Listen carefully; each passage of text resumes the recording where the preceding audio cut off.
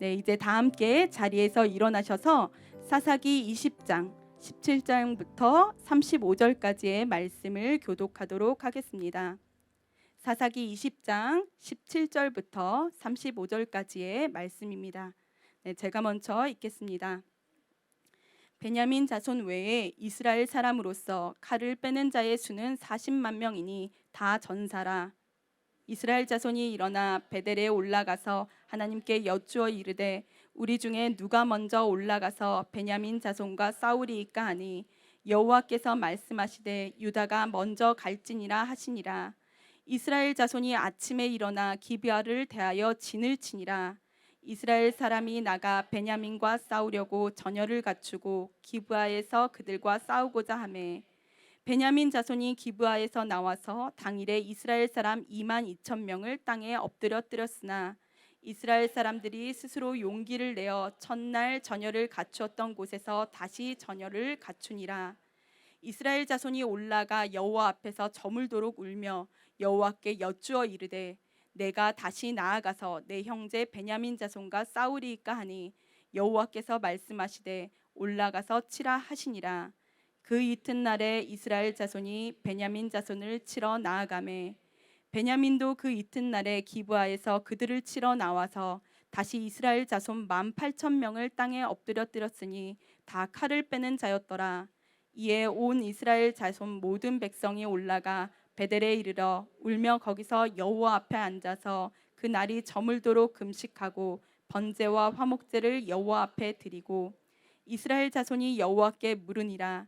그때에는 하나님의 언약궤가 거기 있고 아론의 손자인 엘르아살의 아들 비느하스가 그 앞에 모시고 섰더라. 이스라엘 자손들이 여쭈기를 우리가 다시 나아가 내 형제 베냐민 자손과 싸우리이까 말리이까 하니 여호와께서 이르시되 올라가라. 내일은 내가 그를 내 손에 넘겨주리라 하시는지라. 이스라엘이 기브아 주위에 군사를 매복하니라. 이스라엘 자손이 셋째 날에 베냐민 자손을 치러 올라가서 전과 같이 기브아에 맞서 전열을 갖추매 베냐민 자손이 나와서 백성을 맞더니 꾀임에 빠져 성읍을 떠났더라.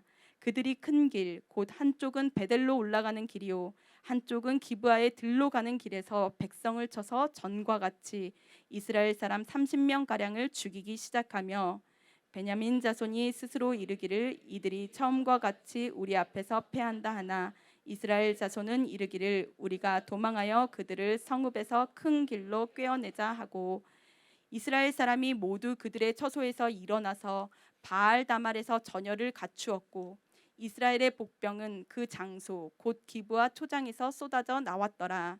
온 이스라엘 사람 중에서 택한 사람 10,000명이 기브아에 이르러 치매 싸움이 치열하나 베냐민 사람은 화가 자기에게 미친 줄을 알지 못하였더라. 함께 읽겠습니다. 여호와께서 이스라엘 앞에서 베냐민을 치심에 당일에 이스라엘 자손이 베냐민 사람 25,100명을 죽였으니 다 칼을 빼는 자였더라. 아멘. 네, 자리에 앉으시겠습니다. 이제 담임 목사님께서 나오셔서 하나님의 뜻을 계속해서 구하라 라는 제목으로 말씀 전해 주시겠습니다. 예, 할렐루야. 금요일 저녁에 함께 주님 사모하는 마음으로 오신 여러분 모두를 주님의 이름으로 축복하고 환영합니다. 우리 다시 한번 옆에 분에게 인사 나누실까요? 하나님을 기대합시다. 하나님을 기대합시다. 갑자기 오늘 말씀이 금요 찬양 예배인데 그 전쟁 얘기를 지금 담고 있거든요. 근데 특별히 하나님이 요즘 계속 이제 저한테 도전하시는 것이 하나님의 뜻을 어떻게 분별할 것인가에 대해서 계속 도전하시는데 이 말씀이 아주 그 이제 성경에 있는 여러 가지 이야기들 중에 아주 독특합니다. 이 말씀 본문이 아주 독특한 내용을 담으면서 우리에게 도전을 해주는, 그래서 다른 데서는 좀 찾아보기 힘든, 하지만 우리에게는 너무나 일상적인, 우리의 삶에서는 너무나 많이 일어나는 일들이 여기에, 그러니까 드라마틱하고 아주 놀라운 하나님의 막 역사하심 이런 것이 아니라 우리가 굉장히 삶 속에서 어떻게 보면 굉장히 실제적으로 경험할 수 있는 내용이 이 말씀에 속해 있어요. 잠깐 이 말씀의 배경을 좀 먼저 설명하고 싶은데, 이게 사사기 이 마지막 20장의 마지막 부분에 나오는 이 사건인데 사실은 이 사건은 이 여호수아 바로 다음 세대 정도에서 일어난 사사기 초기에 있었던 사건입니다. 그런데 이 사사기 저자가 하나님께서 주신 감동 안에서 이제 여러 이야기들을 연대기적으로 순차적으로 이 사사들을 소개하면서 그 일들을 이야기하다가 이 이야기를 꼭 넣어야겠다는 마음이 들었던 것 같아요. 그래서 마지막에 이 사사기서에서 원래 앞에 있었던 사건을 여기에다 담아서 우리에게 전달을 해주는데, 전쟁하는 얘기거든요. 근데 이 전쟁하는 얘기 속에서 하나님의 뜻을 어떻게 분별해서 나가는지가 자세하게 나와 있습니다. 함께 보면서 은혜를 나누고 싶은데, 이 전쟁이 왜 일어났냐면 굉장히 좀 끔찍한 사건 하나가 일어나면서 전쟁이 일어났습니다. 아시는 것처럼 에브라임 산지에 살던 한 레위인이 첩과 함께 베냐민 지파에 속한 기브아 땅에 잠깐 머물게 됐어요, 지나가다가. 그런데 이 기브아 땅에 거하는 거류들, 그러니까 완전히 건달들, 이런 건달들이 이 그 레위인의 첩 부인을 쉽게 말하면 굉장히 욕되게 하고 괴롭히고 그러다가 죽입니다. 그러니까 이 레위인이 너무나 화가 나서, 아니 같은 민족이, 그리고 같은 동족이, 그것도 나는 레위인인데 내 아내를 이렇게 한 것에 대해서 분을 이기지 못하고, 근데 이 사람도 좀 이상해요. 그래서 부인은 어떻게 하냐면 부인의 시신을 12조각을 냅니다. 그리고는 12지파 전체에다가 다 보냅니다. 그러면서 이 일이 이제 전역으로 퍼지게 되면서 난리가 납니다. 그때 실수를 한 게 있는데, 이스라엘들이 베냐민 지파 기브아 땅에서 일어난 일이잖아요. 베냐민 지파만 빼고 11개 지파가 모여가지고 어떻게 할지 논의를 한 다음에, 자, 그 사건을 일으켰던 사람들을 우리가 처벌하자 하고 이제 베냐민 지파에게 찾아가요. 그런데 문제가 뭐냐면 그 회의를 할 때 베냐민 지파도 함께 불렀어야 돼요. 그리고 같이 의논하면서 이야기를 나눠야 되는데, 마치 11개 지파가 넌 잘못됐어 하고 베냐민 지파를 정죄하는 느낌이 들었던 거예요. 그리고 이 베냐민 지파도 이 자존심이 보통 센 게 아니에요. 나를 빼고 너희들끼리 회의를 해? 그리고는 이렇게 얘기해. 그러면서 이 11개 지파가, 자, 그 기브아 땅에서 그 사건을 저질렀던 그 가해자들을 다 내놔라 그랬더니, 이 베냐민 지파가 우린 내놓지 않겠다 이렇게 되어버립니다. 그러면서 처음에는 한 사람이 죽은 사건을 통해서 시작된 그 어려움이 이스라엘 전체의 전쟁이 되어버려요. 그래서 어떻게 전쟁을 하냐면, 베냐민 지파 한 족속 때 11개 지파가 모여서, 11개 지파는 다 모아놓으니까 군사의 숫자가 약 40만이 됩니다. 어마어마한 숫자거든요. 그 40만 대 이제 베냐민 지파 한 지파와 이 전쟁을 하게 되는 이야기가 펼쳐지는 거예요. 그러니까 이 다른 것보다 오늘 지금 이스라엘에서 일어나고 있는 전쟁이 좀 비슷하잖아요. 하마스가 이 천인공노할 짓을 했잖아요. 만행을 저질렀잖아요. 그것이 불씨가 되어서 이스라엘 전역이 지금 전쟁터가 돼서 너무나 고통스러워하는 것처럼, 사실은 그때 한 여인의 죽음 때문에 이 엄청나게 이스라엘 전체가 함께 고통을 하면서 전쟁을 하게 되는 일이 벌어집니다. 자, 그러면서 이스라엘 11개 지파 대 베냐민 한 지파와 전쟁을 하는데 3번, 3차에 걸친 전쟁을 하게 돼요. 그런데 재밌는 것은, 흥미로운 것은 11개 지파가 전쟁을 하는데 베냐민 지파가 2번을 이깁니다. 그것도 압도적으로 이깁니다, 베냐민 지파가. 그리고 3번째도 사실은 그냥 전쟁했다가는 이 베냐민 지파를 이기기가 힘든데, 마지막에 기가 막히게 역전해서 이스라엘 백성들 11개 지파가 베냐민 지파를 이기게 되는 일이 벌어져요. 그 이야기를 담은 게 오늘 본문 말씀이에요. 근데 전쟁이면 어떠함보다 이 본문에서 보여지는 아주 독특한 모습들이 있습니다. 특별히 베냐민 지파가 아닌 11개 지파가 하나님 앞에 엎드리고 기도하고 뜻을 묻는 가운데 보여지는 아주 독특한 특징이 있어요.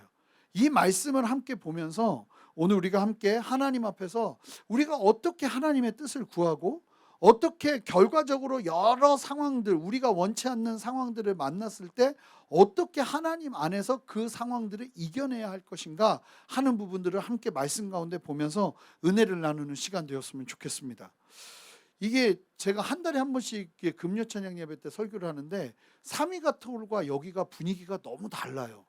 그래서 여기 앞에도 제가 이 불이 너무 세가지고요, 앞에 잘 안 보여요. 그래서 누가 앉아 있는지도 잘 안 보이거든요, 저는. 그리고 너무 떨어진 그 사민가톨은 저쪽은 그냥 성도님들이 다 한눈에 보이잖아요. 얼마나 잘 보이는지 몰라요. 성도님들 조시는 것까지 다 보여요. 그리고 지금 졸려고 하는 타이밍이구나 하는 것까지 다 보이거든요. 근데 여기는 지금 파악이 안 돼요. 눈을 감고 계신지 눈을 뜨고 계신지. 그냥 저는 주님만 보고 설교하겠습니다. 그래서 함께 말씀을 좀 보고 싶은데요. 보시면 18절에 보시면 이스라엘 자손이요, 이 전쟁을 하려고 하는데 이 전쟁을 시작하면서는 기도를 하지 않는데 막상 전쟁을 하려니까 이스라엘 백성들이 이 할아버지 여호수아와 자기 조상 세대가 전쟁했던 이야기를 많이 들었을 거 아니에요. 그럼 어디서 본 것도 있고 들은 것도 있고 하니까 뭘 하냐면 전쟁하기 직전에 하나님께 묻습니다.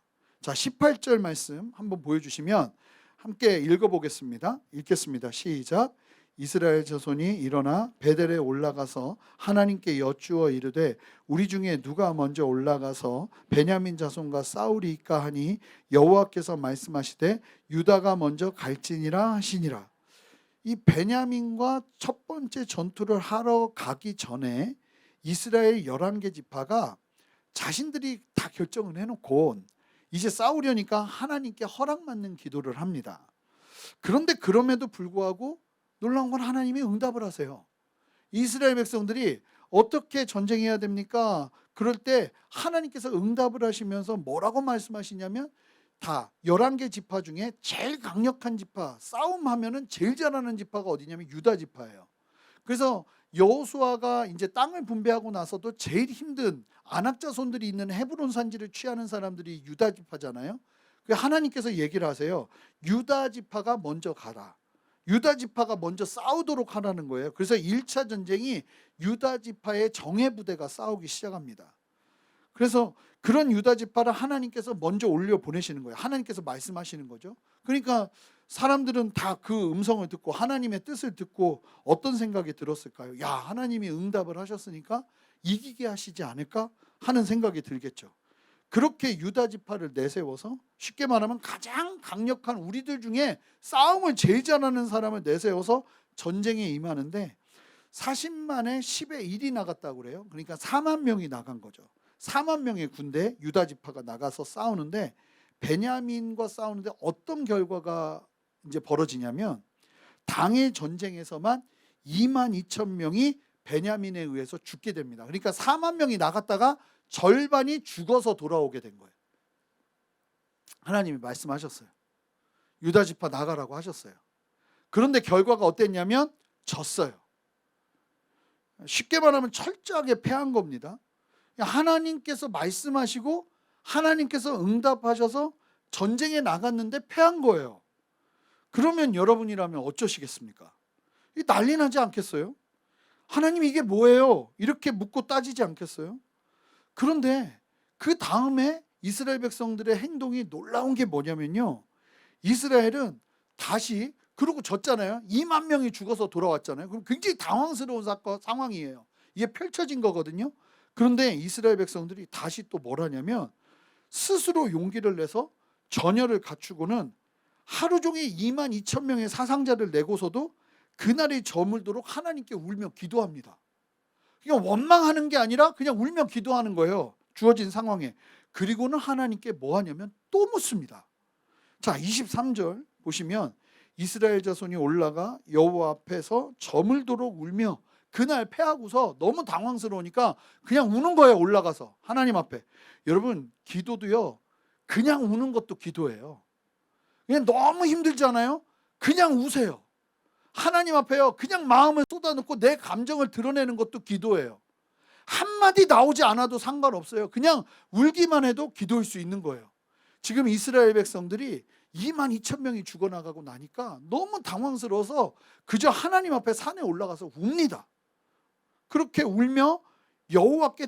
근데 놀라운 건 또 뭐예요? 또 여쭈어 이르되 내가 다시 나아가서 내 형제 베냐민 자손과 싸우리까 했더니 그럼 하나님이 야 베냐민과 싸우는 거 옳지 않아 이러시면 되는데 그게 아닌 거예요. 여호와께서 또 말씀하시는 거예요. 뭐라고요? 올라가서 치라고 말씀하시는 거예요. 이해되지 않는 상황, 거절받은 상황에서도 이스라엘은 또 울면서 하나님께 여쭈어 물었습니다. 그러자 하나님께서 뭐라고 말씀하시냐면, 아니 응답을 안 하셔야 되는데 응답을 너무 신실하게 하시는 거예요. 올라가서 치라고. 그렇게 다시 둘째 날 전쟁을 하러 나갑니다. 그런데 이번에 전쟁을 하는데 또 어떤 일이 벌어지는지 아십니까? 18,000명이 칼 빼는 용사들이 죽었다고 이야기를 해요. 그러니까 칼 빼는 용사들이 죽었다는 건 진짜 정예 부대원들 중에 제일 싸움을 잘하는 부대원들이 다 죽어나간 거예요. 그들이 10의 1만 보내자 했던 4만의 군대가 결국은 22,000 죽었죠. 18,000 죽었죠. 결국 어떻게 된 거예요? 전멸된 거예요. 하나님이 말씀하셔서 올라갔더니 이제 남은 군인들까지 다 죽은 거예요. 속절없이 패배해버린 겁니다.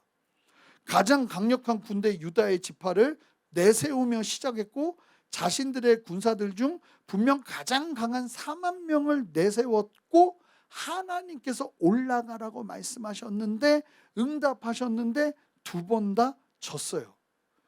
여러분, 이 정도 되면 여러분 어떻게 하시겠습니까? 묻는 게 무섭지 않겠어요? 내 기도하는 게 무섭지 않겠어요? 그런데 두 번이나 하나님의 말씀대로 움직였다 낭패를 봤거든요. 그런데 이스라엘 백성들이 또 어떻게 나가는지 아세요? 이 기가 막혀요. 이게 이제 참으로 놀라운 건데 26절을 보시면 함께 한 목소리로 읽어보겠습니다. 시작.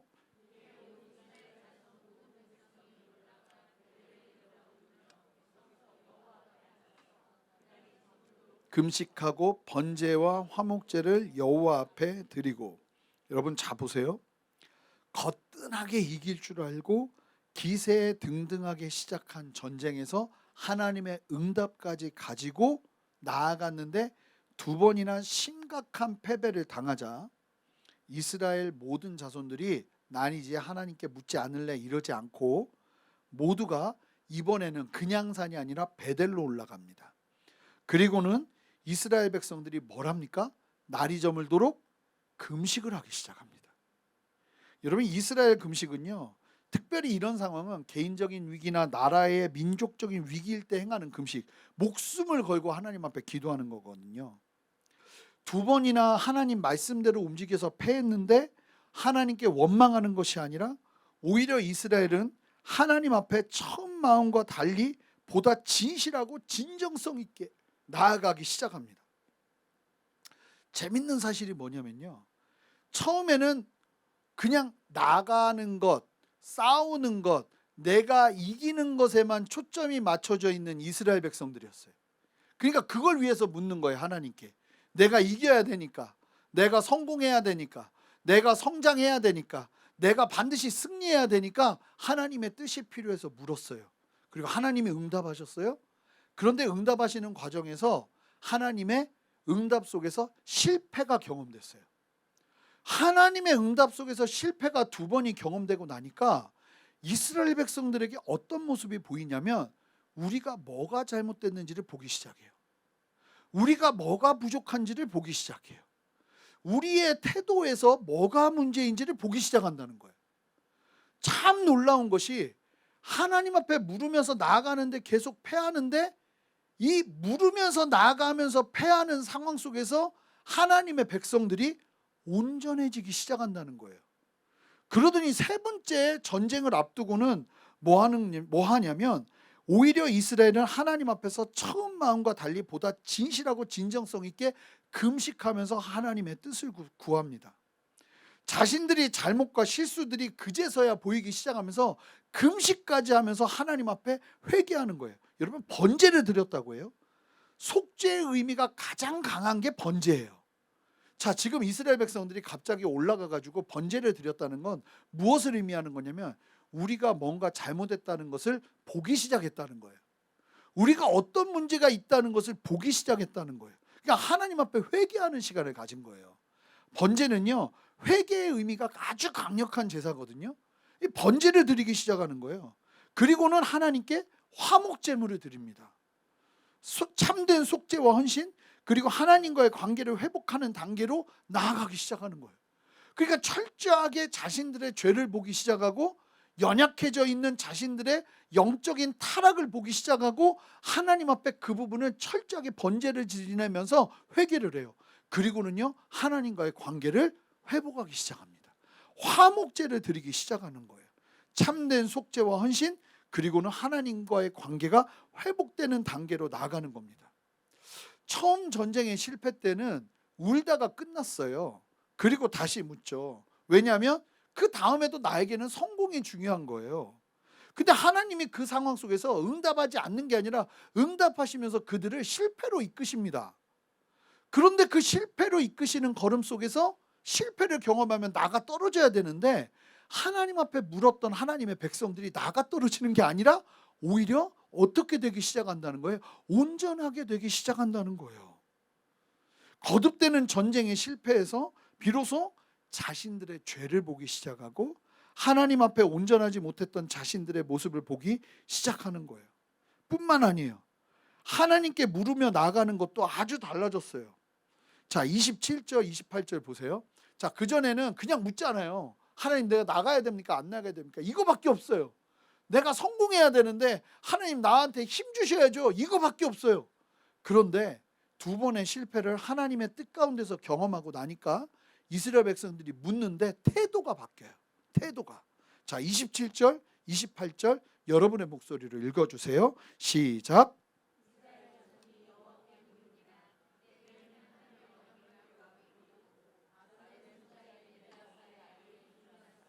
그 앞에 모시고 섰더라.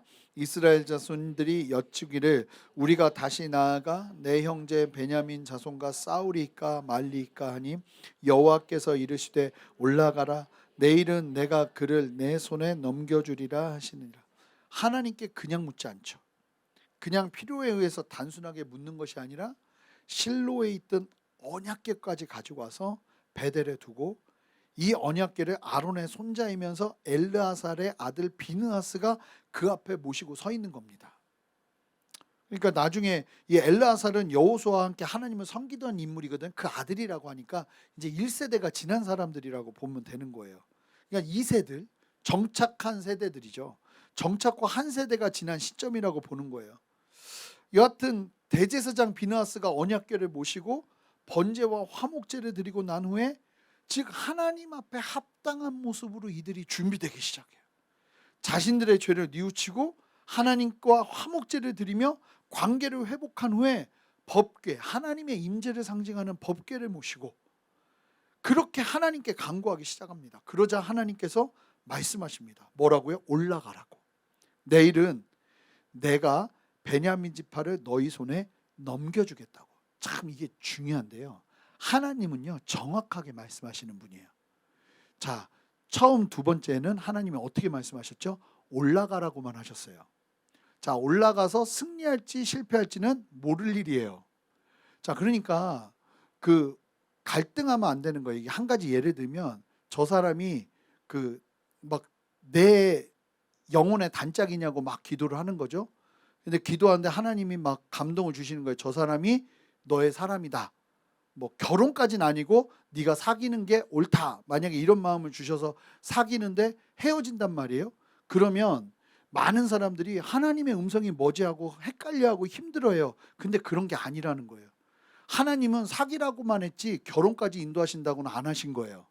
그러니까 당황할 필요 없어요. 그 과정에서 내가 그 사람하고 깨어지는 과정 속에서도 배워야 될 게 있는 거예요. 그냥 하나님의 음성에 대해서 하나님의 뜻을 구하는 것에 대해서 오해하시면 안 되는 거예요. 근데 여기서 세 번째는 보니까 아주 놀라운 건 뭐냐면 하나님이 올라가라고 한 다음에 그 다음 말씀이 함께하죠. 내가 너희 손에 베냐민을 붙여주겠다. 그러면 이기는 거예요. 세 번째 그 응답이 오는 거예요. 저는 우리 사랑하는 성도님들과 함께 이 말씀을 통해서 기억해야 될 아주 중요한 영적인 원리들을 좀 살펴보고 싶습니다. 첫 번째, 하나님은 승리의 길이 아닌 실패의 길로 우리를 인도하기도 하신다는 사실입니다. 여러분 이 사실을 기억하시기 바랍니다. 분명히 하나님의 뜻을 확인하고 나아가도 그 자리가 실패의 자리일 수 있다는 겁니다. 사실은 우리의 인생에는 되게 많이 일어나는 일이에요.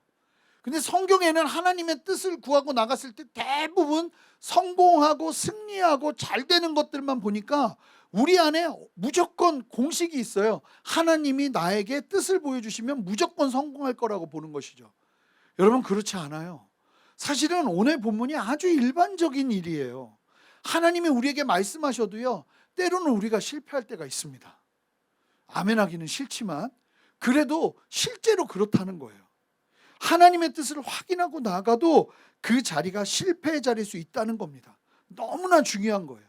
하나님의 뜻을 듣고 확인하고 그렇게 움직였는데 실패의 자리를 경험하면 많은 사람들이 낙심하고 신앙의 회의를 느끼는 경우가 있는데, 여러분 하나님이 감동 주시고 말씀하시고 그리고 나를 이끄신다 해도 그 자리가 실패요, 넘어지고 깨어질 수 있는 자리일 수 있다는 것을 기억하시기 바랍니다.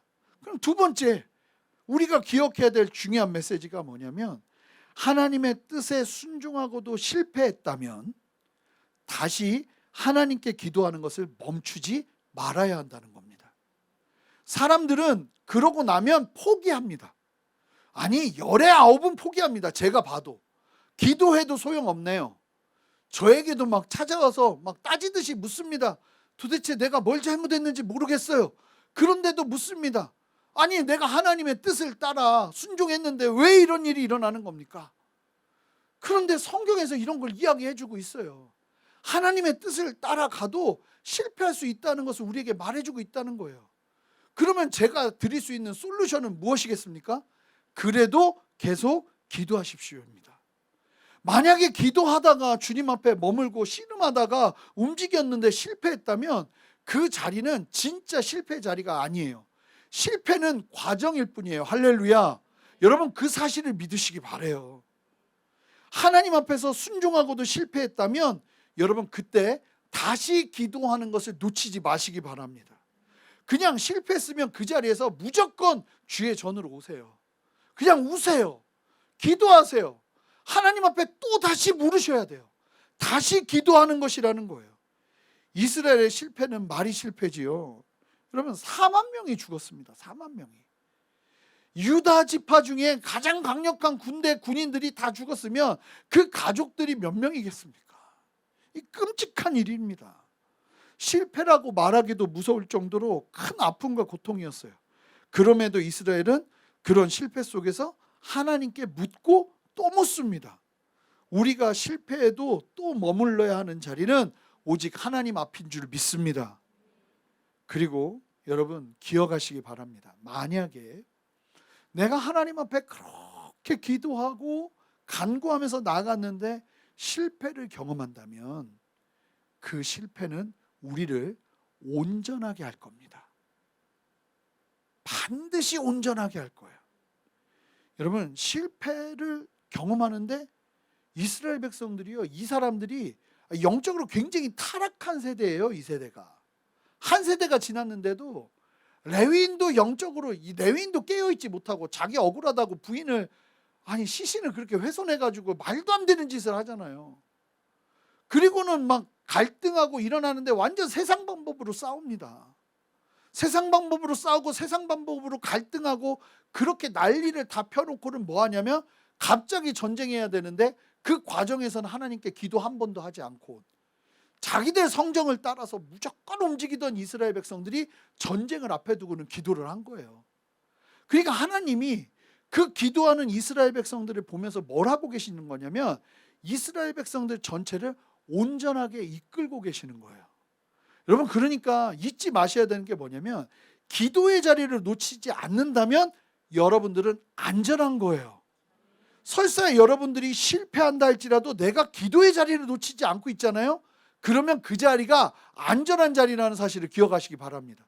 참 놀라운 건 그래도 이들이 잘한 거예요. 막판에 전쟁을 앞두고 하나님 앞에 기도하고 하나님의 음성을 들은 걸 너무 잘한 거라고요. 그렇게 걸으면서 실패를 경험하지만 이 실패가 뭘 만드냐면 이스라엘을 온전하게 만들어내기 시작하잖아요. 아니 2번은 실패했는데 하나님 말씀대로 움직였는데 실패를 했는데 그럼 나가 떨어져야 되는데 갑자기 회개하기 시작해요. 실패를 했는데. 그러니까 이게 기도하는 사람이 누리는 은혜예요. 여러분 실족은요 기도하지 않으니까 일어나는 거예요. 정말 잘 보면 진짜 하나님 앞에 정말 목숨 걸고 기도하는 분은요 설사 실패 같은 상황을 만난다 할지라도 이게 좌절하거나 낭망하거나 낙심하지 않더라고요. 왜냐하면 기도의 자리에 있었기 때문이에요. 근데 잘 기도하지도 않고 막 그러다가 만약에 실패하면 대부분이 큰 낙심과 어려움을 경험하기 시작해요. 근데 이 이스라엘 백성들이 놀라운 게 뭐냐면 계속 뭘 했다는 거냐면 그때부터라도 기도하기 시작했다는 거예요. 첫 번째 기도하고 나니까 두 번째 기도가, 첫 번째 실패하고 나니까 그 다음에 기도가 간절해지기 시작해요.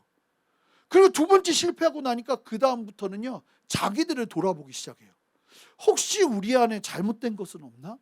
우리 안에 하나님 앞에 실수한 것은 없나? 회개하기 시작해요. 그러더니 화목제를 지내고 하나님 앞에 뜻을 묻기 위해서 그냥 쉽게 아무렇게나 묻는 것이 아니라 철저하게 하나님의 뜻을 알기 위해서 실로에서 법궤를 가지고 오면서, 이 전쟁터로 법궤를 가지고 오면서 하나님의 뜻을 묻는 데 있어서 무게감을 가지고 하나님 앞에 진중하게 묻기 시작하는 변화가 일어나는 것입니다. 이게 얼마나 놀라운 일입니까? 여러분, 사실은 이것이 우리에게 경험돼야 될 일인 줄 믿습니다. 그러니까 이스라엘 백성들이 그런 실패 속에서 오히려 온전해져요. 왜요? 기도하면서 실패하고 있기 때문이에요. 그러니까 여러분들 무조건 실패해야 된다는 말씀 아니죠. 그런데 여러분, 실제로 신앙생활 하다 보면 이럴 때가 얼마나 많습니까? 내가 그렇게 하나님 앞에 기도했는데, 내가 그렇게 하나님 앞에 외쳤는데, 내가 그렇게 하나님 앞에 간구했는데, 여러분, 성공하는 사람들도 많지만 지금 이 이스라엘 백성들처럼 낭패를 볼 때도 있단 말입니다. 내가 그렇게 하나님 앞에 간절히 기도했는데 그럴 때가 있더라고요. 저도 그럴 때가 있더라고요. 보면은 하나님 앞에 정말 헌신하면 꼭 내 인생에 낭패가 찾아와요. 그러니까 나중에는 어떤 생각까지 드냐면 헌신하고 싶지가 않아요. 괜히 헌신 열심히 하면 또 낭패가 찾아올까 봐. 또 그러면 안 되잖아요. 그냥 주님 앞에 헌신하는데 실제로 그런 일들이 벌어질 때가 얼마나 많냐는 거예요. 그런데 놀라운 사실은 이 말씀을 보면 이스라엘 백성들처럼 우리도 여러분 하나님 앞에 머무는 것을 멈추지 말아야 돼요. 그러면 거기엔 소망이 있어요. 할렐루야. 여러분, 자신들의 편의를 위해 너무나 쉽게 대하던 하나님, 마치 알라딘의 요술램프처럼 한번 쓱쓱 비비고 나 도와주실 거예요 물었던 이스라엘 백성들이 하나님 앞에 묻다가 실패를 경험하면서 점점 하나님의 사람이 되어지기 시작해요. 하나님의 뜻에 맞춰서 나아가기 시작해요. 자, 그러고 난 다음에 이 또 다른 변화가 일어나는데, 어떤 변화가 일어나냐면 오늘 본문을 보시면 하나님이 말씀하셨잖아요. 이 세 번째 올라가라. 내가 베냐민 너희 손에 붙여주겠다. 완전한 승리를 약속하셨어요. 그리고 이제 전쟁을 치르거든요. 그런데 첫 번째, 두 번째 전쟁은 그냥 전쟁했어요. 하나님이 이기게 하실 거라는 기대를 가지고 그냥 나간 거예요. 나갔다가 철저하게 패했습니다. 그런데 오늘 본문을 보시잖아요. 이제 하나님께서 주시는 분명한 확신이 있어요. 내가 이번 전쟁에서 너를 이기게 할 것이라는 확신, 베냐민을 너의 손에 붙이게 하실 것이라는 확신, 그렇게 확신을 주셨는데, 그러고 난 다음에 이제 전쟁을 하잖아요. 이스라엘 백성들이 전쟁하는 모습이 다릅니다. 오늘 본문을 보면요, 이제 이스라엘 연합군이 베냐민 지파를 이기는 구체적인 전쟁의 모습이 보여지는데, 첫 번째, 두 번째와 다르게 그냥 나가 싸우질 않습니다. 부대를 두 부대로 나눠서 한 부대가 먼저 싸우다가 일부러 지는 형국을 만듭니다. 그러자 베냐민이 두 번의 승리처럼 이제 우리가 또 이긴다 하면서 자신들이 승리하는 줄 알고 치고자 더 도망치는 이스라엘 백성들을 쫓아옵니다. 그때 복병 부대가 기브아 마을로 습격해서 그곳에 연기를 피웁니다. 그러니까 뒤를 친 거예요. 그러자 베냐민 부대가 막 당황하기 시작하며 기브아 마을로 급히 돌아가려 하는데, 이때 이 앞에 숨어 있었던 이스라엘의 수많은 부대원들이 다 같이 달려들어가지고 베냐민 지파를 쑥대밭을 만들어서 승리하게 됩니다. 자, 무슨 얘기냐면 전략과 전술을 쓰기 시작해요. 참 재밌죠? 하나님이 무조건 이길 거라고 말씀하시고 이 전쟁은 반드시 승리할 거라고 말씀하셨거든요. 그랬는데 오히려 그때 이스라엘 백성들이 어떻게 하냐면 최선을 다해서 머리를 쓰고 최선을 다해서 작전을 펴고 최선을 다해서 전술을 만들고 최선을 다해서 전쟁에 임합니다. 이게 변화예요. 이스라엘 백성들이 첫 번째, 두 번째는요, 하나님이 올라가라고 말씀하시니까 그 이야기에 쉽게 말하면 그 말만 믿고 전쟁에 그냥 뛰어듭니다. 그 두 번을 치죠. 세 번째, 하나님이 그 이스라엘 백성들이 하나님 안에서 그 실패를 통해서 온전해졌어요. 하나님과의 관계가 온전해졌어요. 그러고 난 다음에 하나님께서 음성을 주셨어요. 너 분명히 이기게 할 거라고. 그러고 난 다음에 올라가는데, 그럼 이기는 전쟁이잖아요. 이기는 전쟁이라는 것을 아는데도 이스라엘 백성들 안에 어떤 변화가 일어났냐면 그냥 싸우질 않아요. 전략을 가지고, 전술을 가지고 최선을 다해서 싸우기 시작합니다. 그때 이스라엘 연합군이 전의를 불태우며 싸우기 시작하는데 그 과정에서 하나님께서 전쟁에 개입하시는 역사까지 일어나요. 자, 35절 보세요. 여호와께서 이스라엘 앞에서 베냐민을 치심해. 자, 이게 무슨 얘기인지 아세요? 그러기 시작하니까 하나님의 능력이 함께하기 시작해요. 자, 보세요. 하나님의 능력을 가지고 전쟁에 나가서 이기는 게 아니라 하나님의 뜻을 가지고 최선을 다해서 노력하면서 나가요. 그 나가는 걸음을 보시고는 하나님이 개입하시기 시작해요. 여러분, 이게 얼마나 중요한 순서인지 몰라요. 여러분, 하나님이 이렇게 일하세요. 여러분, 하나님이 우리에게 너 나가서 뭐 이런 걸음을 걸어라 이렇게 도전을 하실 때 우리가 그냥 막연하게 그 도전을 그냥 바라보고 나가잖아요. 그냥 이기게 하시겠지, 하나님이 역사하시겠지, 하나님이 힘주시겠지 이러고 나가면 낭패 보는 거예요. 여러분, 하나님 앞에서 정말 깨어있고 신실한 그리스도인들은요, 하나님이 말씀하시고 하나님이 응답을 주셔도 그 응답을 가지고 내가 최선을 다하는 걸음을 함께 걸어갑니다. 머리도 최선을 다해서 전략을, 지혜를 구하고 전략을 짜고 그 일들 속에서 걸음을 가지고 나아가기 시작할 때 그제서야 비로소 하나님이 우리 앞에서 싸우시는 역사가 보여지기 시작하는 거예요. 여러분, 이걸 기억하셔야 돼요. 이스라엘이 하나님과의 관계를 회복하고 철저하게 하나님의 뜻 가운데 서서 하나님의 허락하시는 전쟁, 반드시 승리할 것임을 약속하는 하나님의 약속을 듣고 전쟁을 임하는데 전쟁하는 태도가 다르다는 거예요. 이 위험한 것이요, 하나님의 뜻을 분별하고 난 다음에 맹점에 빠져요. 많은 사람들이 하나님이 나에게 감동 주셨으니까, 하나님이 나에게 함께 하신다고 하셨으니까 여기서 맹점에 빠져서 그냥 그러면 하나님이 뒤를 봐주시겠지 하고 나아가는, 그러니까 제가 이렇게 다 그런 건 아닌데 저희 교회 성도님들 중엔 정말 그러지 않는 분들이 많아요. 그런데 이 만나서 이야기를 하다 보면 그 앞에서 막 다 얘기를 못 하겠어요. 근데 가슴이 철렁거릴 때가 있어요. 그냥 무작정 하나님이 다 책임져 주실 거라고 믿는 거예요. 근데 거기다 대고 이 말씀을 들이밀 수는 없잖아요. 근데 나중에는 이제 안 되겠어요. 저는 이제 만약에 그러면 이 사사기 20장을 좀 읽어보십시오. 해야 될 것 같아요. 왜냐하면 하나님은 그냥 우리의 모든 걸 책임져 주지 않으세요. 다윗이 그냥 하나님이 은혜 주셔가지고 골리앗을 이긴 게 아니잖아요. 그가 남들 다 쉴 때 최선을 다해서 양 한 마리 지키겠다고 목숨을 걸고 성실을 다해서 양을 지키기 위해서 물맷돌을 연습한 그 물맷돌이 하나님의 도구가 되기 시작하잖아요. 이 다윗이 물맷돌이 얼마나 정확했는지 아마 이스라엘 전역에서 다윗만큼 물맷돌을 정확하게 던질 수 있는 사람이 없을 거예요. 그러니까 다윗이 그 물맷돌을 준비하고 연습했던 그 연습과 숙련했던 그 시간을 하나님이 쓰시지, 아무것도 없는 다윗한테 갑자기 물맷돌 능력을 주셔서 쓰시는 하나님이 아니시라는 거예요. 어제 수능 평가를 봤지만 우리 아이들이 최선을 다해서 공부한 거기에 하나님께서 은혜를 주셔서 그 위에 지혜를 더하시는 것이지, 공부를 안 했는데 한 번도 외우지 않은 문제가 갑자기 하늘문이 열리면서 답이 내려오는 역사는 절대로 없다는 거예요. 그러니까 제가 이제 이번에는 저희가 수능 기도회를 안 했지만 수능 기도회도 너무 이게 샤머니즘적인 느낌이 너무 강한 거예요. 끝날 때까지 막 계속 기도하는.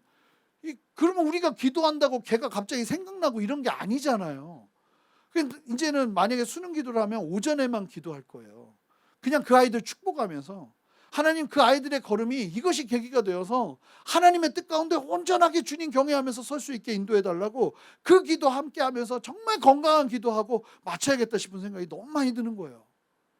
중요한 것은 뭐냐면 아니 이스라엘 백성들이요 하나님의 뜻 안에서 실패를 경험하고 나니까 그 다음엔 하나님이 확신을 주시고 하나님께서 응답을 주시고 하나님께서 쉽게 말하면 그 다음에 일어날 결과를 다 말씀하셨음에도 불구하고 이들이 그 말만 믿지 않고 최선을 다해서 전쟁에 임한다는 거예요.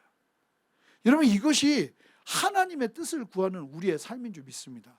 그럼 성도들은요 세상 사람들만큼 일하면서 기도도 해야 되고 하나님 의지도 해야 되고 헌신도 해야 되고 노력도 해야 되는 거예요. 그러니까 피곤한 삶인 거죠. 우리 옆에 분에게 고백할까요? 피곤한 삶입니다. 피곤한 삶입니다. 하지만 여기에 뭐가 붙냐면 제가 믿는 건 우리가 그렇게 온전하게 나아가기 시작할 때 하나님의 도우심이 붙기 시작하는 거예요. 여기서 비로소. 그러니까 우리가 하나님 앞에 기도하고 최선을 다해서 하나님 앞에서 몸부림치면서 지혜를 구하면서 우리의 최선을 다하는 그 노력 속에서 하나님의 뜻과 함께 어우러져서 나아가기 시작할 때 비로소 참 놀라운 건 35절처럼 여호와께서 이스라엘 앞에서 베냐민을 치시는 역사가 그제서야 보이는 거예요. 응답하실 때 안 보여주세요. 참 재밌지 않아요? 응답하시면 바로 보여주시면 얼마나 좋아요. 안 보여주세요. 정말 우리가 온전해질 때까지 우리를 훈련하세요. 우리는 막 그러니까 대장장이는 이 튼튼한 쇠를 만들기 위해서 그 철물의 그 주 재료를 불구덩이에 집어넣는 걸 주저하지 않습니다. 왜냐하면 불구덩이에 집어넣으면 집어넣을수록 이 철은 더 단단해질 것임을 확신하기 때문이에요. 하나님은요 우리를 인생의 불구덩이에 집어넣는 것 주저하지 않으십니다. 그렇게 우리가 하나님 앞에 연단받을 때 우리가 하나님 앞에 온전해지는 것을 누구보다도 잘 아는 하나님이 우리를 이끄시는 거예요. 사랑하는 성도 여러분, 하나님의 함께 하심만 믿고 느슨한 마음으로 전쟁에 임하거나 준비 없이 전쟁을 하는 것이 아니라 전쟁에 임하는 태도가 달라지시기를 주님의 이름으로 축복합니다. 여러분들의 삶에서요, 여러분들의 삶의 자리에서요. 제가 말씀드렸잖아요. 한번 예화를 드린 적이 있을 거예요. 같이 신앙생활을 하던 장로님이셨는데 1년에 6번에서 7번을 단기 선교를 나가셨었어요. 이분이 회사 CEO예요. 일본에 1년에 그러니까 2달에 한 번씩은 단기 선교를 나가신 거예요. 2달에 한 번씩은. 그런데 회사가 그러니까 계속 회사를 비우신 거죠. 그리고 이분은 어떤 생각을 했냐면 내가 이렇게 열심히 하나님 앞에 헌신하면 하나님이 우리 회사를 지켜주시겠지. 실제로 그렇게 하셨는데 한 2년을 그렇게 진짜 제가 헌신하는 걸 옆에서 봤거든요. 헌신하시고 난 다음에 어떤 일이 벌어졌을까요? 회사가 망했습니다. 왜요? 대표가 안 계시는데요. 회사가 제대로 돌아가면 그게 기적이죠. 회사가 망했습니다. 이분이 크게 깨달은 거예요. 그리고는 교회를 이제 신앙이 많이 흔들리셨었어요. 그러고는 제가 이제 개척할 때쯤에 다시 만났었는데 그분이 그 얘기를 하시는 거예요. 자기가 너무너무 후회되고 몰랐다는 거예요. 내가 하나님 앞에 헌신하고 내가 하나님의 뜻을 구하고 하나님이 기뻐하시는 일을 하면 하나님이 내 삶의 문제들을 알아서 해결해 주실 줄 알았다는 거예요. 여러분 안 그래요. 절대 그러지 않아요. 하나님은 그렇게 일하시는 분이 아니에요. 우리가 생각하는 알라딘의 요술램프가 절대로 아니라는 거예요. 도깨비 방망이가 아니라는 거예요. 하나님은요 우리와 함께 일하세요. 우리가 하나님 앞에서 오늘 말씀이 우리의 길이 되었으면 좋겠어요. 여러분 더 이상 이러한 상황들 속에서 방황하거나 흔들리거나 좌절하거나 애매하지 않기를 주님의 이름으로 축복합니다. 오늘 말씀 안에서 분명하게 바라보는 거예요. 이게 하나님의 백성들이 살아가는 삶의 방식이에요. 하나님의 응답이 있어도요 우리의 삶의 자리에서 싸워내야 될 전쟁은 로또 복권 당첨처럼 거저 주어지는 것이 절대로 아니라는 것을 여러분 기억하시기 바랍니다. 오히려 그런 것들을 경계하시기 바라요. 하나님의 응답과 함께 우리는 정말 최선을 다해 승리할 길을 모색하고 기도하며 방법을 찾고 내일이 없는 것처럼 살아내야만 우리에게 승리가 주어지는 거예요. 많은 분들이 오해하세요. 내가 하나님의 뜻대로 순종하고 헌신하면 하나님께서 우리 가정 돌봐주시겠지. 옛날에 목사님들이 우리 앞세대 목사님들이 다 그러셨어요. 내가 주의 일 열심히 하면 내 자식 다 돌봐주시겠지. 이 가정사역을 너무 몰랐던 거죠. 그런 것도 들은 적도 없고, 그냥 나는 하나님 앞에 헌신하면 내 자식 알아서 돌봐주시겠지. 그랬더니 목회자 2세들이 다 어떻게 된 겁니까? 대부분이 상처받고 어려워지고 신앙 잃어버리고. 옛날에 그 안티크리스찬 카페에 가면 절반이 목사 아들이라는, 목사들 자녀들이라는 얘기가 있었어요. 실제로 그런 사람들이 얼마나 많았는지 몰라요. 이게 가정이 무너지는 거죠. 여러분, 제가 하나님 앞에 열심히 헌신한다고 저희 가정 알아서 돌아가겠습니까? 안 됩니다. 저가 열심히 헌신하는 것만큼이나 집에 들어가서도 아내를 위해야 되고 자녀들을 위해야 되고 가정에서 최선을 다하는 모습을 보여줘야 되는 거예요. 그래야 가정이 온전히 돌아가는 거예요. 내가 하나님 앞에 헌신한다고 저절로 되어지는 건 아무것도 없어요. 옆에 분에게 고백하세요. 저절로 되어지는 건 없습니다. 저절로 되어지는 건 없습니다. 하나님께서 주시는 마음과 확신을 가지고 최선을 다해. 그러니까 데살로니가 후서에 이런 무서운 말씀이 있다니까요. 데살로니가 후서 3장 6절 말씀 보시면 함께 읽어볼까요? 시작. 형제들아, 우리 주 예수 그리스도의 이름으로 너희를 명하노니 게으르게 행하고 우리에게서 받은 전통대로 행하지 아니하는 모든 형제에게서 떠나라. 교회의 전통은 부지런한 거예요. 근데 이게 무슨 얘기냐면, 교회 안에서 이 은혜가 막 임하는 곳이었잖아요. 이 하나님이 그냥 주시는 은혜에 익숙하다 보니까 사람들 안에 게으른 사람들이 나타나기 시작했던 것 같아요. 바울이 뭐라고 말하는지 아십니까? 게으른 사람에게서, 성도들에게 뭐라고 말하냐면 그 사람들에게서 떠나래요. 그 사람들 계몽시켜서 변화시키고 일으키라고 하지 않고요, 게으른 사람에게서 떠나래요. 여러분, 초대교회에서도 하나님의 은혜를 누리는 우리는요, 여러분 기억하셔야 됩니다. 반드시 하나님은 우리를 성실로 이끄시지 게으름으로 이끄지 않으십니다. 하나님의 은혜는 우리를 최선의 삶으로 이끄는 거예요. 할렐루야, 기억하시기 바랍니다. 이제 말씀을 마치겠습니다.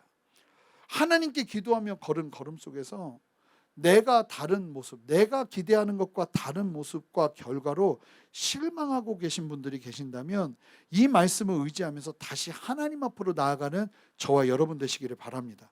하실 수 있다면 하나님께 나를 맞추며 하나님을 경외하며 하나님 앞에 서시기를 바라요. 도깨비 방망이처럼 하나님을 대하는 것이 아니라 나의 유일한 주인 되신 주님 앞에 철저하게 엎드리면서 주님 원하시는 뜻대로 서는 저와 여러분 되었으면 좋겠습니다. 그러니까 여러분, 하나님의 뜻 가운데 내가 그렇게 기도하고 간구했는데 어찌 보면 실패라고 생각되는 걸음이 여러분들 앞에 놓여 있다면 여러분 실망하지 마세요. 특별히 하나님 오늘 이 말씀을 우리에게 주시는 분명한 뜻이 있다고 믿습니다. 여러분, 그런 분들 일으켜 세우기를 원하시는 하나님의 마음이 함께한다고 믿습니다. 아니에요. 그 자리에서도 내가 잘못한 거 아니에요. 내가 잘못 들은 거 아닐 가능성이 커요. 여러분들은 잘 들으셨을 거예요. 하나님의 인도하심 제대로 붙잡고 갔을 거예요. 그래도 실패할 수 있다는 사실을 기억하고 나를 인정해 줘야 돼요. 그리고 그래도 하나님 앞에 기도하는 것을 멈추지 않는 거예요. 하나님 앞에 간구하며 나가는 거예요.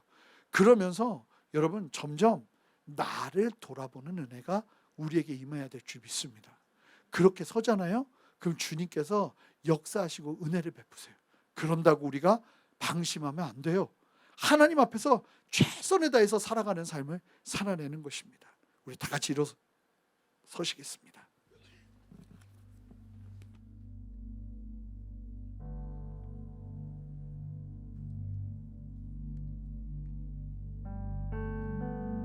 저희 교회에서도 많이 찬양했던 찬양인데 제가 많이 부르고 있어요. 저도. 근데 이 고백대로 결국은요, 여러 실패 속에서도 그것이 과정이 되게 하시곤 하나님께서 우리의 인생 가운데 비를 준비하시는 줄 믿습니다. 여러분, 그 하나님을 향한 신뢰가 있어야 돼요. 그래서 우리 함께 좀 이 비 준비하시니 찬양하면서 우리 함께 주님 앞에 좀 간구하는 시간을 좀 갖고 싶습니다.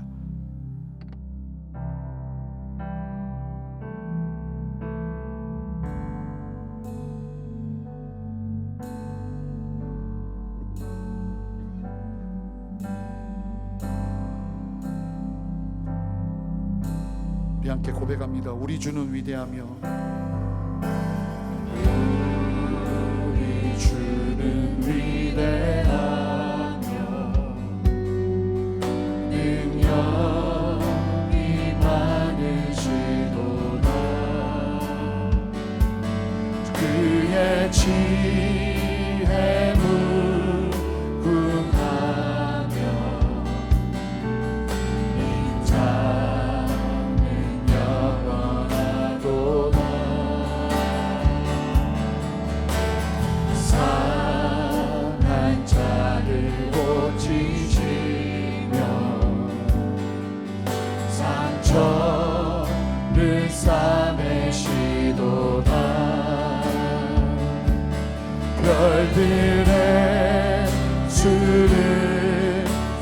계시며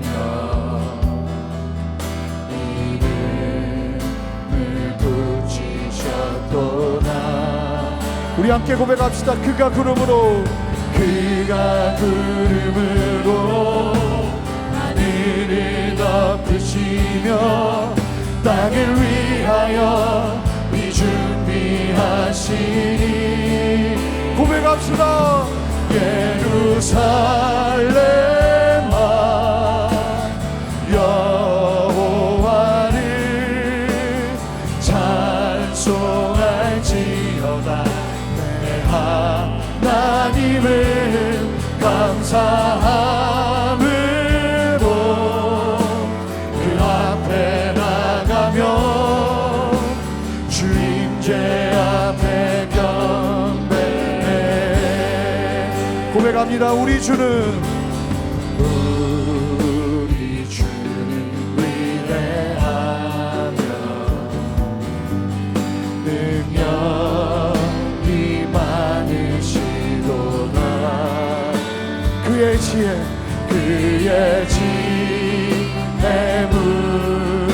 무궁하며 임자는 영원하도다.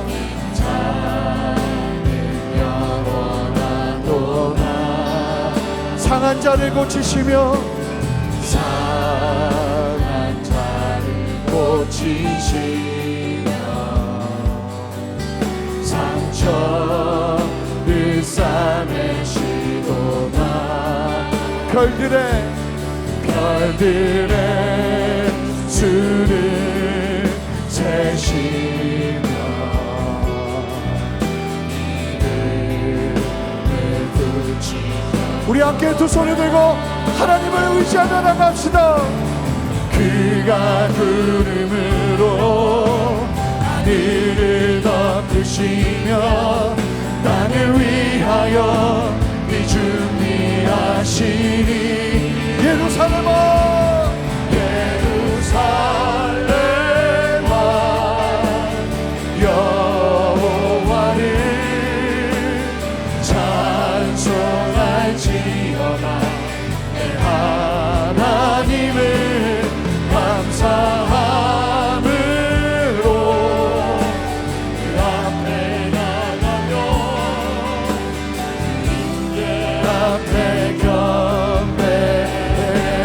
예루살렘아 예루살렘아 여호와를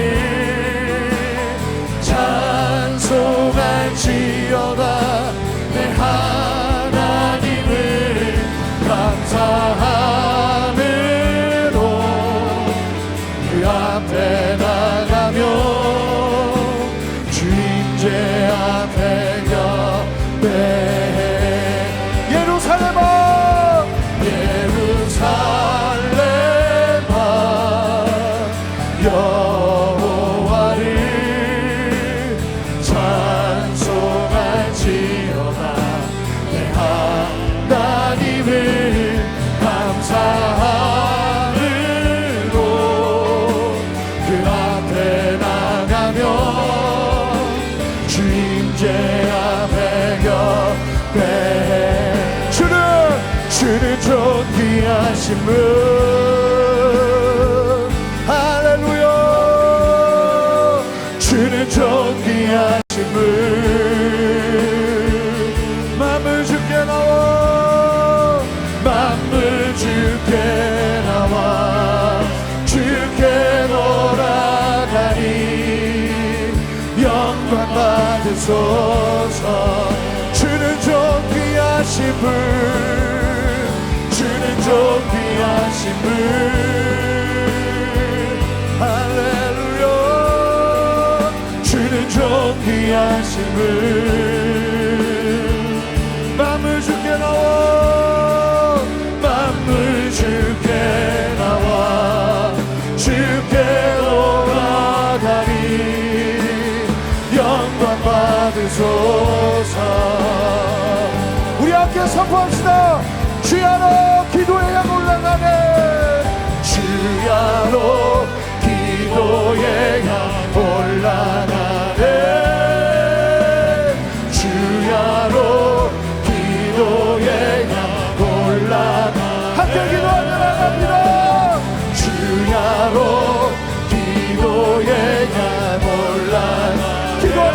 고백합시다. 주야로 기도의 강 올라가 주야로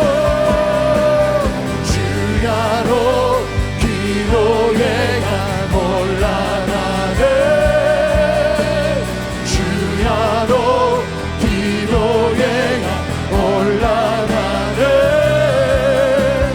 주야로 기도의 강 올라가네 주야로 기도의 주야로 기도해야 주야로 기도의 강 올라가네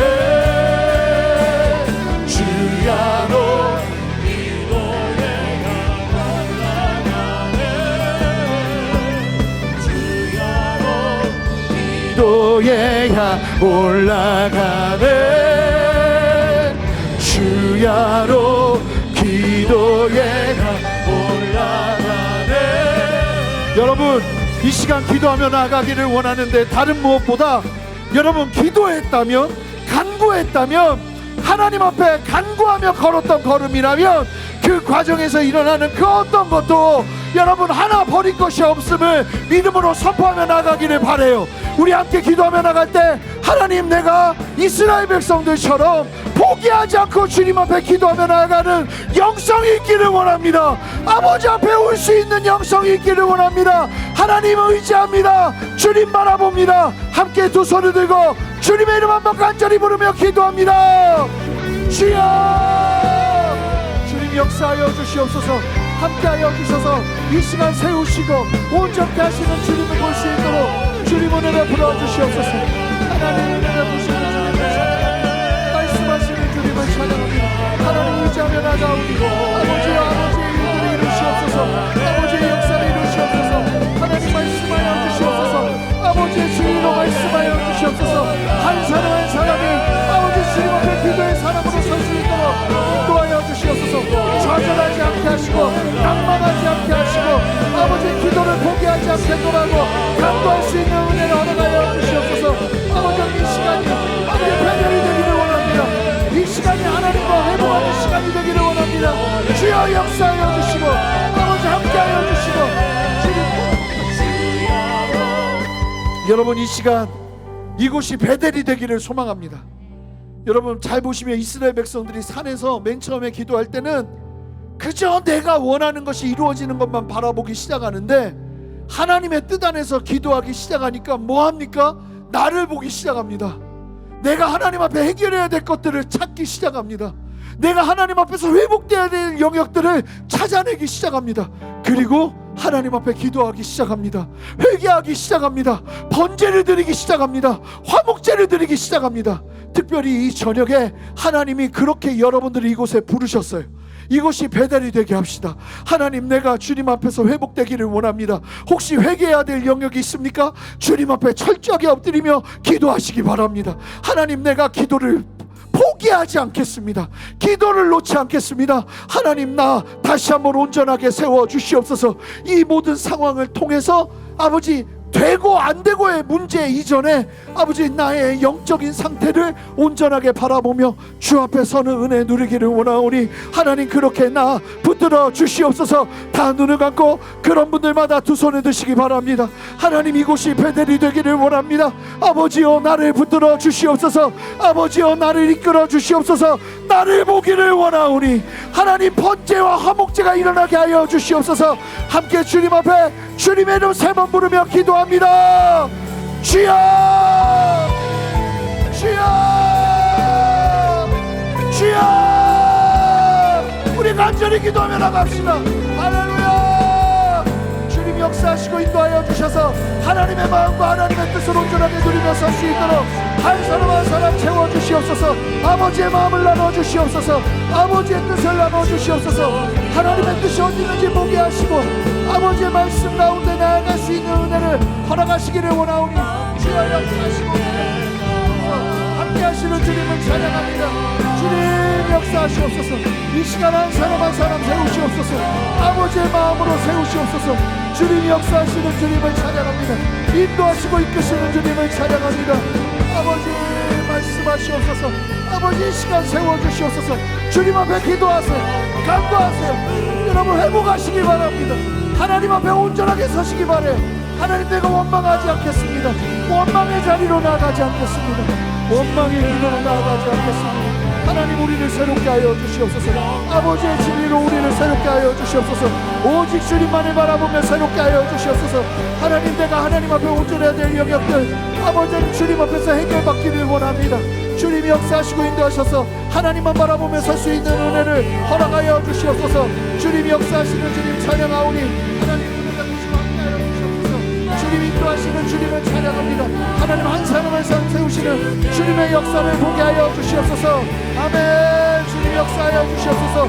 그가 구름으로 할렐루야. 주님이 역사하시옵소서. 그가 구름으로 하늘을 덮으시며 아멘. 하나님 역사하시옵소서. 인도하셔서 이 시간 만지시고 한 사람 한 사람 새롭게 하시는 하나님의 생명을 볼 수 있도록 주님 역사하시옵소서. 함께하여 주시옵소서. 아버지의 마음을 나누어 주시옵소서.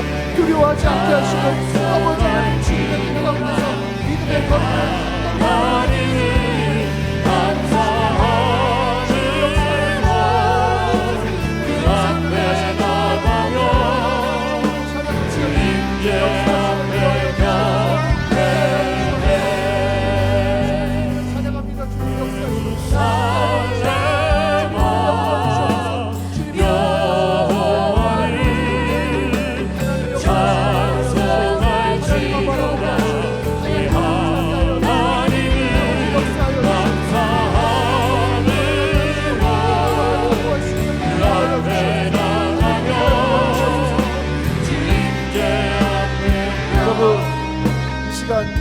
기도하며 나가기를 원하는데 하나님의 응답과 하나님의 역사하심만 믿고 나아가는 인생이 아니라 하나님 그 안에서 내가 해야 될 최선을 놓치지 않는 성실과 아버지 하나님 최선을 다하는 모습들이 내 안에 있어지기를 원합니다. 하나님 그것을 상실하지 않기를 원합니다. 주여 내 안에 역사하여 주셔서 아버지의 뜻과 나의 최선이 다하는 자리에서 나를 위하여 일하는 아버지의 역사하심을 보기를 원하오니 주여 함께하여 주시옵소서. 그 걸음 위에 하나님이 역사하시는 응답의 역사가 있을 줄 믿습니다. 우리 함께 두 손을 들고 다 같이 두 손을 들고 하나님 내 자리에서 성실을 놓치지 않겠습니다. 하나님의 뜻을 깨닫는 은혜뿐만 아니라 하나님의 뜻 아버지 하나님의 뜻 안에서 성실을 놓치지 않겠습니다. 최선을 다하는 것을 놓치지 않겠습니다. 지혜를 다해서 나아가는 것을 놓치지 않겠습니다. 하나님 함께하여 주시옵소서. 혹시 놓쳤던 부분들이 있다면 회개하며 나가기를 원합니다. 함께 그렇게 주님 앞에 기도하며 나가겠습니다. 한 번 더 기도하며 나가겠습니다. 기도합니다. 주님이 역사하시고 인도하여 주셔서 아버지의 뜻과 아버지의 마음 온전하게 누리며 살 수 있도록 주님 역사하여 주시옵소서. 하나님 한 사람 한 사람을 세우시는 아버지의 뜻을 보게 하여 주시옵소서. 아버지의 마음을 보게 하여 주시옵소서. 성령의 우리를 깨워 주시옵소서. 하나님 우리의 자리에서 놓쳤던 성실을 다시 한번 붙잡기를 원합니다. 하나님 앞에서 최선을 다해야 되는 그 자리를 아버지 다시 한번 붙잡기를 원합니다. 주여 역사하여 주시고 하나님 앞에 최선을 다해서 오해 없이 주님 앞에 나아가는 주님이 있어주기를 원하오니 주님 역사하여 주시옵소서. 주님 생명에 하시는 주님을 찬양하오니 하나님 역사하시고 주셔서 하나님의 마음과 하나님의 뜻을 나누어 주시옵소서. 생일을 행하시는 주님의 이름으로 거듭 주님을 찬양하오니 세워주시옵소서. 일으켜 주시옵소서. 성실을 다하게 하시고 그 자리에서 함께 하시는 아버지의 생명을 경험하며 주 앞에 선을 은혜와 역사를 보게 하시기를 원하오니 주여 함께하여 주시옵소서. 생일을 행하시는 주님을 찬양합니다. 하나님 은혜 베풀어 주시옵소서. 하나님 은혜 베풀어 주시옵소서.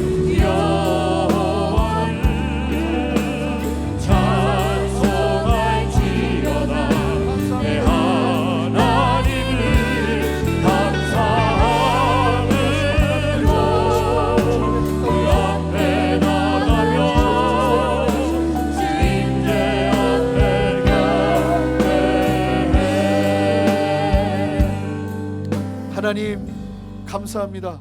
오늘 이 말씀을 통해 아버지 우리가 포기하지 말아야 될 걸음 아버지의 뜻이 있었어도 그 자리에서 경험되는 실패로 낙심하지 말아야 될 이유를 아버지 이 말씀 가운데 보게 하시니 감사합니다.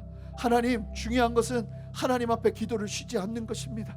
하나님 앞에 포기하지 않고 주님 붙잡고 나아가는 것입니다. 넘어져도 주 앞에 서고 승리해도 주 앞에 서는 것입니다.